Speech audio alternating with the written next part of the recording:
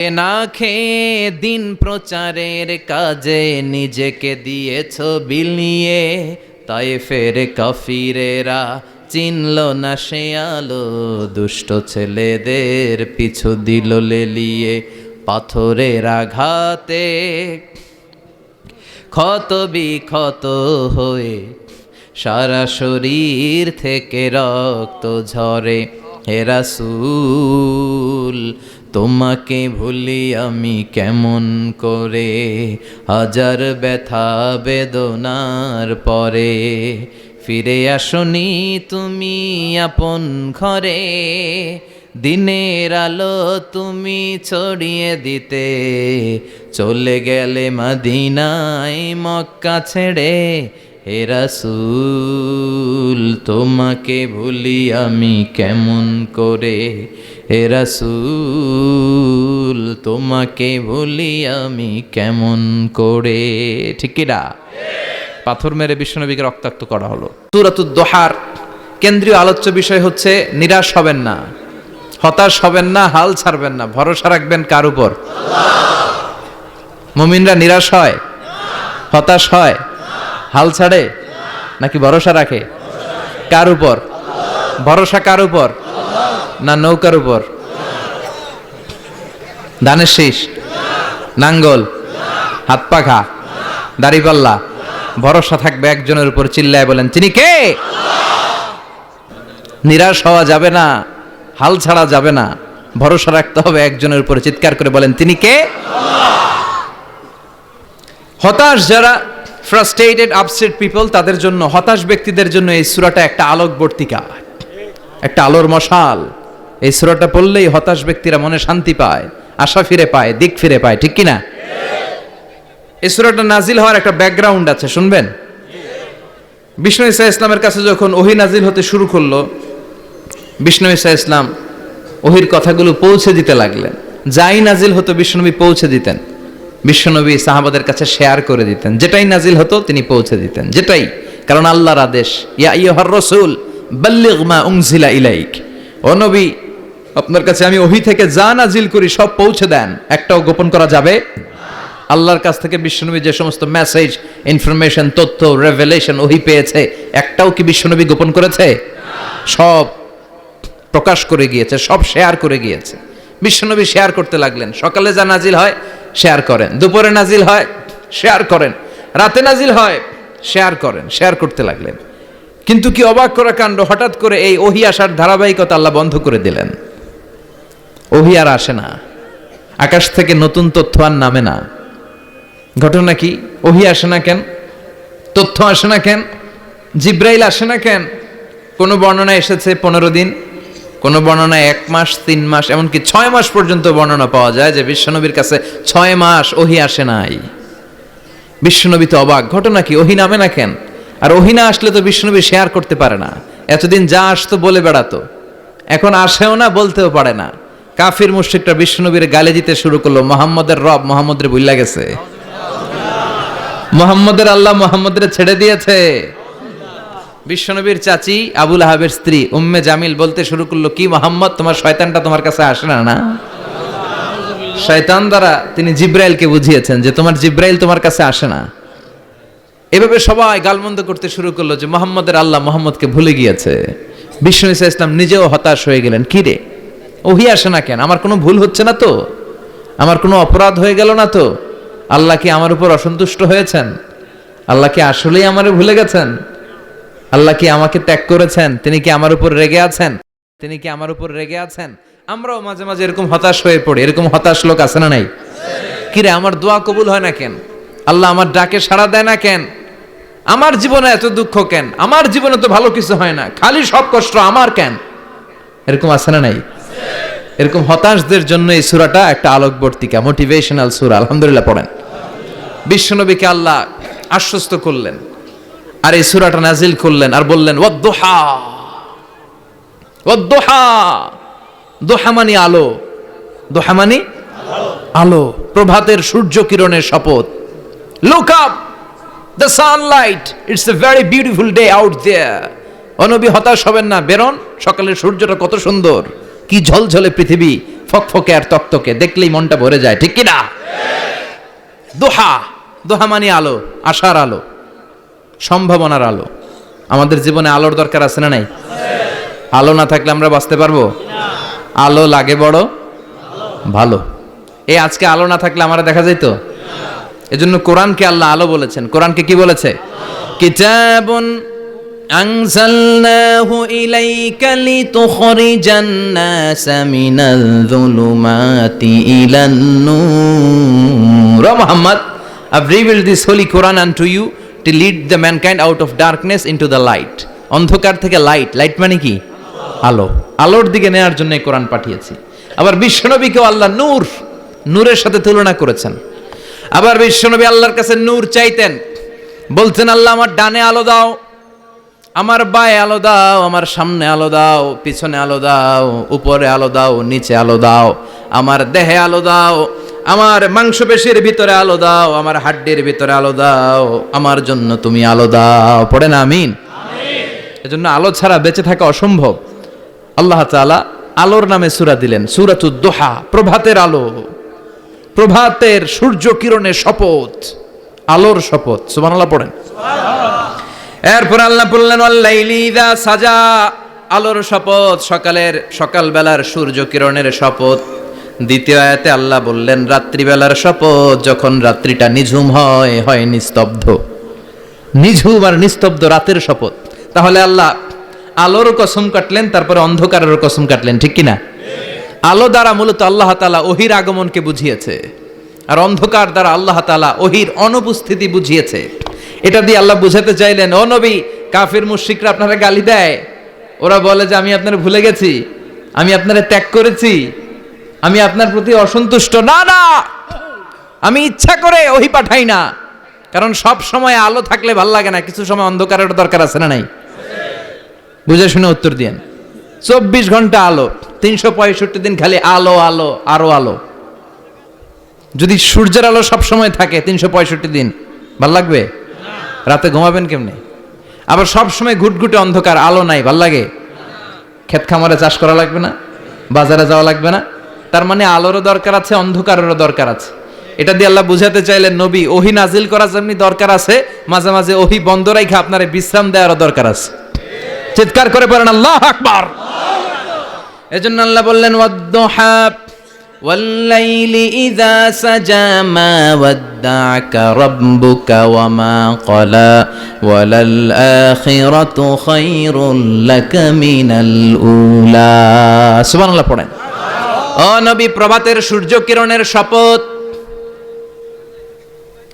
নিঝুম নিস্তব্ধ রাত্রিবেলার শপথ, আলো আর অন্ধকারের শপথ করে আমি বললাম আপনার প্রভু আপনারে ভুলে যায় নাই, আপনার উপর অসন্তুষ্ট হয় নাই। আমি আল্লাহ ইচ্ছা করে ওহি বন্ধ রেখেছি, কারণ ওহির একটা পাওয়ার আছে, বারবার ওহি রিসিভ করলে আপনার স্নায়ু এটা সহ্য করতে পারবে না, আপনার দেহ এটারে বরদাস্ত করতে পারবে না। নবী, আমি আপনার প্রতি এত রহম দিল, এত ভালোবাসি, বারবার ওহি নিতে নিতে আপনার যে কষ্ট হয়, এই কষ্টটা আমার আল্লাহর সহ্য হয় না। এজন্য আমি আল্লাহ ইচ্ছা করে কিছুদিন ওহি বন্ধ রাখছি। সুবহানাল্লাহ পড়েন। তার মানে এই নয় যে আমি আপনারে ভুলে গিয়েছি, আমি আপনারে ছেড়ে দিয়েছি। আরে নবী, আমি তো আমার নামের সাথে আপনার নামকে জুড়ে দিয়েছি, লা ইলাহা ইল্লাল্লাহ মুহাম্মাদুর রাসূলুল্লাহ। যেখানে আমার আল্লাহর নাম, সেখানে বিশ্বনবীর নাম আছে না নাই? আজান যখন দেই আল্লাহু আকবারের পরে বিশ্বনবীর নাম আছে না নাই? একামতে আছে না নাই? আবার আল্লাহর জন্য যখন সালাত আদায় করি, শেষ বৈঠকে বিশ্বনবীর উপর দুরূদ আছে না নাই? রাফা'না লাকা যিকরাক, ও নবী, আপনার নামকে আমি অনেক উপরে তুলে ধরেছি। আমার নাম যেখানে, আপনার নাম ওইখানে, গোটা বিশ্বব্যাপী আপনার নাম ছড়ায় যাবে। ওরা আপনারে গালি দেয় কবি বলে, ওরা গালি দেয় গণক বলে, ওরা বলে আপনি আবতার, লেস কাটা। আসলে যারা আপনারে গালি দেয় ওরাই লেস কাটা। ওরা আপনারে বলে আপনি নির্বংশ, আপনার ছেলেগুলো বেঁচে নাই, মেয়ে বেঁচে আছে, আপনার নাম নেয়ার কেউ থাকবে না। ওই আবু জাহেল, উতবা, সাইবা, ওদের নাম নেয়ার কেউ থাকবে না। আপনি লেসকাটা নন, আপনি নির্বংশ নন। ইন্না শানিয়াকা, চিল্লায় বলেন ইন্না শানিয়াকা। যারা আপনারা গালি দেয়, আপনারা নিয়ে কটু কথা বলে, ওরাই লেসকাটা, ওরাই নির্বংশ, ওদের বংশকে আমি আল্লাহই নির্বংশ করে ছাড়ি। চিল্লায় বলেন ঠিক কি না? ও নবী, মা ওয়াদ্দাআকা রাব্বুকা ওয়া মা ক্বালা, আপনার রব আপনারে পরিত্যাগ করে নাই, আপনারে ভুলে যায় নাই, আপনারে ছেড়ে দেয় নাই। আপনার রব ইচ্ছা করেই ওহী নাজিল বন্ধ করে রেখেছে। আমি ইচ্ছা করেই আপনারে প্রেসার দিতে চাই নাই গো নবী, কারণ ওহী রিসিভ করা অনেক কঠিন। এটা আস্তে আস্তে আপনি অভ্যস্ত হবেন। সুবহানাল্লাহ পড়েন। ওহীর একটা পাওয়ার আছে না নাই? আমরা তো কি মজায় মজায় কোরআন পাইছি। এই যে কি সুন্দর কোরআন নিয়ে বসে পড়ি, তাফসীর করি, কি মজার কোরআন। আহা, এই কোরআনটা রিসিভ করতে যে বিশ্বনবীর কত কষ্ট হয়েছে। এই কোরআনকে আল্লাহ বলেছেন এটা কাউলান সাকিলা, very heavy and weighty word, এটা অনেক ওজনওয়ালা কথা। ইন্না সানুলকি আলাইকা কাউলান, এটার অনেক ওজন। এই কোরআনটা যদি পাহাড়ের উপরে নাজিল করা হতো, পাহাড়গুলো দুমড়ে মুচড়ে ভেঙে টুকরো টুকরো হয়ে খান খান হয়ে যেত, ঠিক কি না? এত কঠিন বানিয়ে এটা। ও নবী, আমি আলোর সাথে ওহির মিল ঘটিয়েছি, আলো দিয়ে ওহিকে বুঝিয়েছি। সূর্যের যেমনি কিরণ আছে, তেজ আছে, এই ওহিরও একটা তেজ আছে। এই তেজ, এই কিরণ আপনি সব সময় সহ্য করতে পারবেন না। এজন্য আমি ইচ্ছা করে কিছুদিন ওহি নাজিল করা বন্ধ করে রেখেছি। সুবহানাল্লাহ পড়েন। ইচ্ছে করে আমি নাজিল করি নাই। সব সময় নাজিল হলে আপনার ভাল লাগতো না। বুখারীর বর্ণনা, মা আয়েশা বলতেন, শীতের রাতে, কনকনে মাঘ মাসের শীতের রাতে যখন বিশ্বনবীর উপর কোরআনের আয়াত নাজিল হতো, বিশ্বনবী ঘেমে ঘেমে একাকার হয়ে যেতেন। হাত্তা লা ইয়াতাফাসসাদু জাবিনুহু আরাকান, বিশ্বনবীর দাড়ি আর থুতনি বেয়ে ঝরঝর করে পানি পড়তো। আমরা কম্বল গায়ে দিয়ে থাকি আর বিশ্বনবী ঘামে। সুবহানাল্লাহ কবেন না? এটা কওলান সাকিলা, অনেক ওজনওয়ালা কথা। আবার বিশ্বনবী যখন ওটের উপরে বসে থাকা অবস্থায় কোরআনের আয়াত নাজিল হতো, ওটের বুকটা মুহূর্তের মধ্যে বালুর মধ্যে, জমিনের মধ্যে লেগে যেত। ঘোড়ায় চড়া অবস্থায় বিশ্বনবীর কাছে যখন কোরআন নাজিল হতো, ঘোড়ার পা গুলো মরুভূমির বালুতে দেবে যেত। মাঝে মাঝে বিশ্বনবী সাহাবাদের রানের উপরে, পায়ের উপরে মাথা দিয়ে শুয়ে পড়তেন, ক্লান্ত শ্রান্ত। যায়েদ বিন হারেসা, বিশ্বনবীর পালক পুত্র, তার পায়ের উপরে মাথা রেখে বিশ্বনবী একবার কথা বলতে বলতে ঘুমিয়ে পড়লেন। ঘণ্টাখানিক ঘুমালেন। যায়েদ বিন হারেসা বলে, আমার কাছে তেমন কোনো কষ্টই হচ্ছে না, বিশ্বনবীর মাথাটা খুব বেশি ওজন মনে হচ্ছে না। ঘণ্টাখানিক পর বিশ্বনবী চোখ খুললেন, আর খোলা মাত্রই ওনার উপর ওহী কোরআনের আয়াত নাজিল করতে শুরু করলো। কে? যায়েদ বিন হারেসা বলে, যখনই কোরআনের আয়াত নাজিল হতে শুরু করলো, আমার মনে হচ্ছে বিশ্বনবীর মাথাটা 50-60 কেজি ওজন বেড়ে গিয়েছে।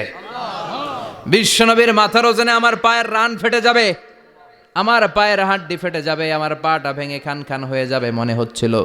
তার মানে কোরআনের আয়াত যখন নাজিল হয়, বিশ্বনবীর উপর একটা প্রেশার আছে না নাই? এই জন্য আল্লাহ বললেন, নবী আমি আপনার ভুলে যাই নাই।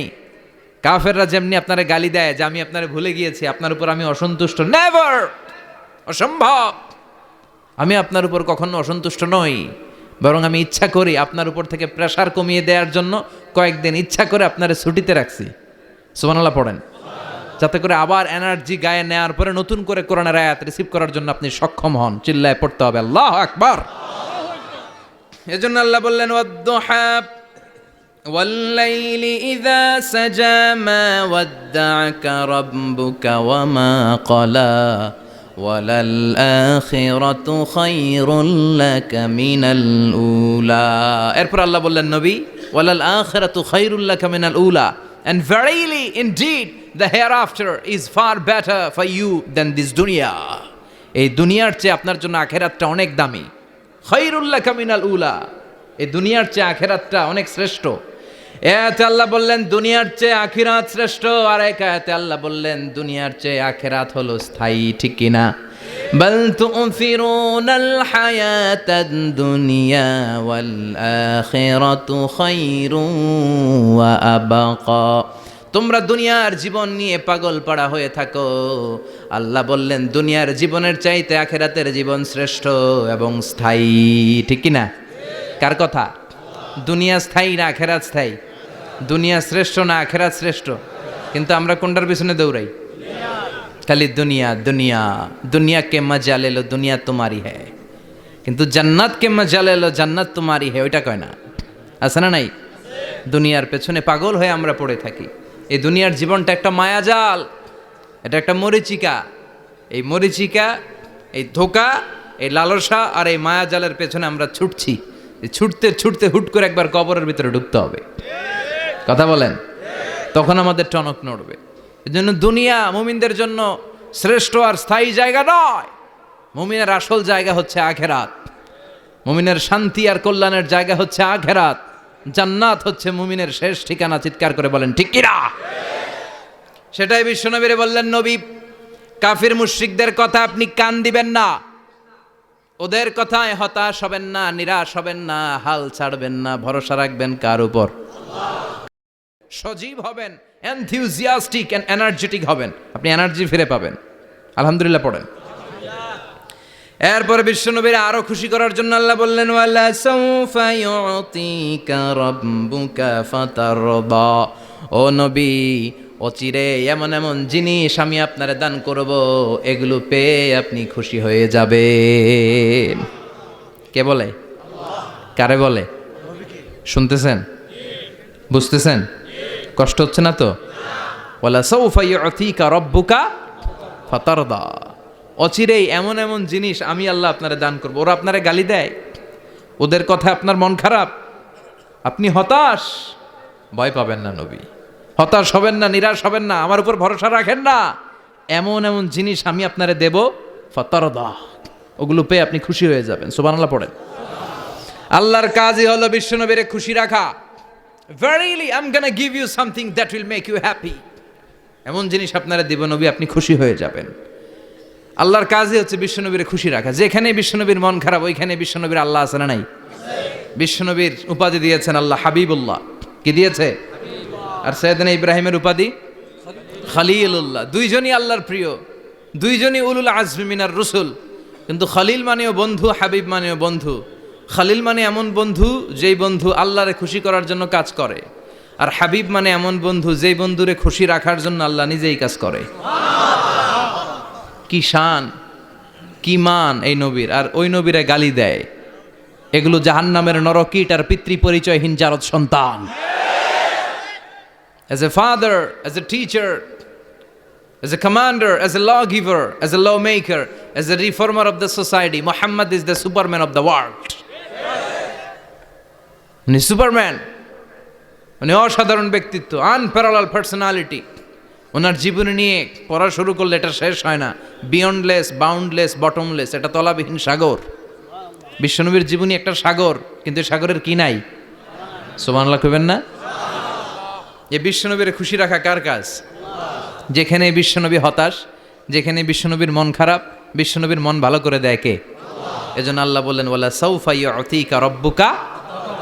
অচিরেই আপনার রব আপনাকে এমন এমন জিনিস দান করবে নবী, এগুলো পেয়ে আপনি খুশি হয়ে যাবেন। কিভাবে নবী খুশি হয়েছে, কিভাবে নবীর আল্লাহ খুশি রাখবে শুনবেন? শুনবেন শুনবেন? দেখেন, খেয়াল করে বুঝতে হবে কিভাবে আল্লাহ তাআলা বিশ্বনবীকে খুশি করেন। দেখেন, বিশ্বনবীর প্রথম কোথায় খুশি করলেন? বিশ্বনবী মক্কার জমিনে দাওয়াতি কাজ যখন শুরু করলেন, তিনি দেখলেন বিশ্বনবী খুব ভালো অ্যানালাইসিস করতে পারতেন। তিনি মক্কার সোসাইটিটাকে, সমাজটাকে বিশ্লেষণ করে অ্যানালাইজ করে উনি দেখলেন যে এই মক্কায় দাওয়াতি কাজের একটা শক্ত অবস্থান নিতে হলে দুইজন লোকের একজন আমার চাই। সুবহানাল্লাহ পড়েন। কি বিশ্লেষণ শক্তি, কি চিন্তা শক্তি! উনি ঘেটে ফেললেন, উনি বুঝে ফেললেন সবাইকে দেখে যে দুইজনের একজন আমার সাথে না থাকলে আমার দাওয়াতি কাজ চালানো কষ্ট হয়ে যাবে। এজন্য গভীর রাতে তাহাজ্জুদের নামাজ শেষে আল্লাহর কাছে কেঁদে কেঁদে বিশ্বনবী দোয়া করে, আল্লাহ আল্লাহুম্মা আইজ্জাল ইসলাম বি আহাব্বির রাজুলাইনি ইলাইক। আল্লাহ, দুইজন লোকের যেই লোকটারে তোমার দরবারে মকবুল মনে হয়, ভালো লাগে, পছন্দ হয়, তাদের একজনকে ইসলামের ভেতরে ঢুকিয়ে দিয়ে ইসলামকে তুমি বিজয় দান করে দাও। ও আল্লাহ, দুইজনের একজনকে আমার চাই। একজন হলো আবি জাহাল ইবনে হিশাম, হিশামের বেটা আবু জাহাল, আও উমর ইবনুল খাত্তাব, অথবা খাত্তাবের বেটা উমর। সুবহানাল্লাহ পড়েন। সাথে সাথে দোয়া কবুল করলো কে? কার জন্য করলো? নাকি আবু জাহেলের জন্য? আবু জাহেলের চোখের সামনে পর্দা ছিল, ও পর্দা সরায় না। ওর অন্তরে পর্দা, ও পর্দা উঠে সত্যটা দেখতে চায় না। এজন্য ওর জন্য গোটা বিশ্ববাসীর আছে ঘৃণা। ও যেখানে মারা গেছে, ওর যেখানে জন্মস্থান, ওইখানে সৌদি সরকার ল্যাট্রিন বানায় থুইছে, ঘৃণার প্রতীক। ওইখানে তো অন্য কিছু বানাইতে পারতো, ল্যাট্রিন বানাইতে যাবে কেন? গোটা বিশ্বের মানুষ যায় যেন এটা ভরাই দিয়ে আসতে পারে। কথা বলেন। এই বেয়াদবটার জন্য আল্লাহ দোয়া কবুল করে নাই। ওমরে ফারুক রাগী ছিলেন, কিন্তু সত্য প্রকাশে, সত্য গ্রহণে আপোষহীন। সত্য দেখলেই উনি মেনে নিতেন। এটা জাহেলি যুগে ওনার মধ্যে এই গুণ ছিল। আল্লাহু আকবার। বিশ্বনবী কেঁদে কেঁদে দোয়া করে, আল্লাহ, মক্কার জমিনে এই দুইজনের একজন যদি কালেমা না পড়ে, মক্কার জমিনে দাওয়াতি কাজ চালিয়ে যাওয়া কঠিন হয়ে যাবে। হয় হিশামের বেটা আবু জাহেল কিংবা খাত্তাবের বেটা ওমরকে তুমি ইসলামে ঢুকাও। আল্লাহ ওমরের জন্য দোয়া কবুল করলেন। বিশ্বনবী তখনও বুঝতে পারেন এই দোয়াটা কার জন্য কবুল। হঠাৎ ওমরে ফারুক বিশাল একটা নাঙ্গা তলোয়ার নিয়ে বিশ্বনবীকে হত্যা করার জন্য ছুটে এলো। বিশ্বনবী তখন মক্কার আরকাম ইবনে দারুল আরকামের ঘরে সাফা পাহাড়ের পাদদেশে লুকিয়ে লুকিয়ে দাওয়াতি কাজ করতেন। আশেপাশে সাহাবীরা বসা। বিশ্বনবীর চাচা হামজা ইবনে আব্দুল মুত্তালিব বললেন, নবী তাড়াতাড়ি পালিয়ে যান, ওই যে দেখা যায় ওমরে ফারুক তলোয়ার নিয়ে আপনারে মারতে আসছে। বিশ্বনবী বললেন, চাচা সরে যান। সাহাবীদেরকেও সরে যেতে বলেন, দরজাটা খুলে দেন, ওমরকে আসতে দেন। আমার তো মনে হচ্ছে ওই যে তাহাজ্জুদের নামাজ পড়ে আল্লাহর কাছে কেঁদে কেঁদে আমি দোয়া করেছি, আমার দোয়াটা আজকে কবুল হতে চলেছে। আমার তো মন বলছে আল্লাহ দোয়াটা কবুল করবে। দরজা খুলে দেন। ওমর ফারুক চলে আসলেন, এসে তলোয়ার রেখে দিয়ে আঙ্গুল উঁচু করে বললেন, আশহাদু আল্লাহ ইলাহা ইল্লাল্লাহ, আশহাদু আন্নাকা মুহাম্মদ রাসূলুল্লাহ। ঝিনুকের ভেতর লুকিয়ে থাকে যেমন মতি, ঝিনুকের ভেতর লুকিয়ে থাকে যেমন মতি, কালমা শাহাদাতে আছে আল্লাহর জ্যোতি, কালমা শাহাদাতে আছে আল্লাহর জ্যোতি। সুবহানাল্লাহ পড়েন। কি আল্লাহর জ্যোতি এসে ওমরে ফারুকের হৃদয়টাকে নুরানি করে দিল। তিনি তলোয়ার রেখে ঘোষণা দিলেন, আশহাদু আল্লাহ ইলাহা ইল্লাল্লাহ ওয়া আশহাদু আন্নাকা মুহাম্মাদ আবদুল্লাহি ওয়া রাসূলুহু। বিশ্বনবী খুশি হয়ে গেলেন। ফাতারদা ওয়ালা সাউফা ইউতিকা রাব্বুকা ফাতারদা। ও নবী, অচিরে এমন এমন জিনিস একটার পর একটা আমি আপনারে দান করব, এগুলো পেয়ে আপনি খুশি হয়ে যাবেন গো নবী। আপনার অন্তরে দুঃখ, কষ্ট, হতাশা, আপসেট হওয়ার মানসিকতা, ফ্রাস্ট্রেশন কিছু আল্লাহ রাখবো না। ওয়ালা সাউফা ইউতিকা রাব্বুকা ফাতারদা। অচিরে এমন এমন জিনিস আমি আল্লাহ আপনারে দেব, আপনি খুশি হয়ে যাবেন। ওমরে ফারুকের ইসলাম ধর্ম গ্রহণ করানোর মাধ্যমে বিশ্বনবীর মনটারে খুশি করে দিল কে? ফাতারদা। বিশ্বনবী খুশি হয়ে গেলেন। পাইছেন আল্লাহ কিভাবে বিশ্বনবীর খুশি করে? সুবহানাল্লাহ পড়বেন না? এরপরে বিশ্বনবী মক্কা থেকে তায়েফে দাওয়াত দিতে গেলেন। কোথায়? হজ উমরা যারা করেছেন 70 থেকে 75-80 কিলো দূরে